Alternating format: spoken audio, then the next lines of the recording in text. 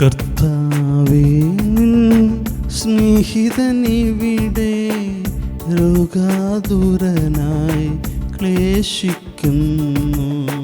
വേഗം വരണേ, വേദനയിൽ ഉയരാൻ നിന്നുടെ കരമേകണമേ. ദാവീദിൻ പുത്രനാം യേശുവേ,